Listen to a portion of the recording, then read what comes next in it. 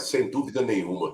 E eu queria que você comentasse um pouco mais sobre as suas atividades. Nós falamos da Copa do Mundo de 2006 na Alemanha, falamos das Olimpíadas de Sydney e também de Londres, né, em 2012, e mais de 20 países que você viajou trabalhando.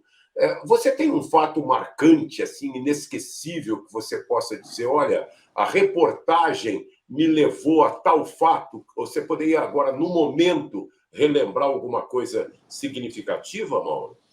Márcio, acho que assim, em termos de impacto de notícia, a cobertura mais robusta que eu participei foi a do Panama Papers, que foi uma cobertura que envolveu jornalistas aí de dezenas de países. A gente conseguiu manter em segredo essa cobertura durante uns 4, 5 meses. Foi uma operação de muito fôlego que envolveu, inclusive, muita tecnologia, para que uma quantidade inacreditável de dados pudesse ser analisada. Para quem não está familiarizado com o tema, o Panama Papers foi um vazamento de dados de um escritório e que revelou donos de offshores, que são empresas abertas em paraísos fiscais, muitas delas legalmente abertas, mas algumas servem para lavagem de dinheiro, de tudo quanto é atividade ilícita que você pode imaginar, corrupção, tráfico de armas, tráfico de drogas. Então, foi uma investigação muito longa, porque a gente foi descobrindo aqui no Brasil, a nossa tarefa era descobrir que brasileiros estavam naqueles documentos todos, e assim, era coisa assim de 40 anos de documentos de um escritório especializado em abrir esse tipo de empresa. Então, eu acho que em termos de impacto mundial, essa cobertura, no fim, ganhou, o conjunto dela ganhou o prêmio Pulitzer, que é talvez o prêmio mais importante do jornalismo internacional. Então, eu acho que, do ponto de vista de impacto internacional, assim, eu acho que foi a cobertura mais importante que eu participei. Agora, em termos de esporte, a gente vê grandes eventos como Olimpíadas, como Copa do Mundo. O jornalista gosta de estar ali onde as coisas estão acontecendo, onde que está todo mundo está olhando para onde, é lá que eu quero estar. Então, estar numa Copa do Mundo, numa Olimpíada, isso é maravilhoso. Há pouco a gente mostrou uma foto que eu estou do lado daquele Costa Concórdia, um navio que naufragou na Itália, essa foto que vocês estão vendo. Também estava lá no lugar onde todo mundo estava falando daquilo, era a principal notícia do dia. Eu cobri um terremoto na Itália também, em L'Aquila, uma região próxima a Roma, que também repercutiu muito no mundo inteiro.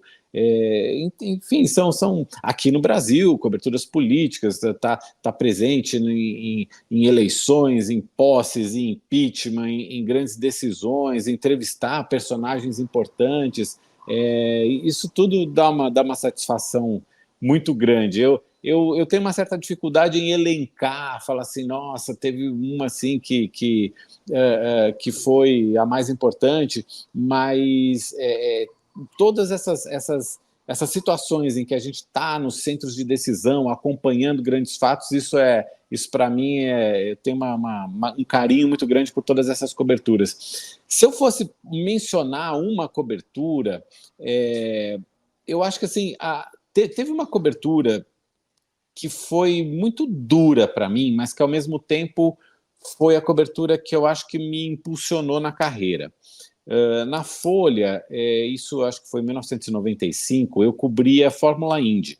Então eu ia muito para os Estados Unidos para cobrir corrida lá. E teve uma vez que eu cheguei aos Estados Unidos, eu cheguei ali na Pensilvânia, e eu tinha o hábito, na época não tinha internet ainda, né? Eu tinha o hábito de chegar no hotel, ligar a TV, dar uma girada nos canais de notícia para saber o que estava acontecendo. E todos eles ali com um incêndio grande, uma explosão, e aí eu comecei a entender o que tinha acontecido. Tinha acontecido um atentado brutal num prédio do governo federal americano na cidade de Oklahoma City.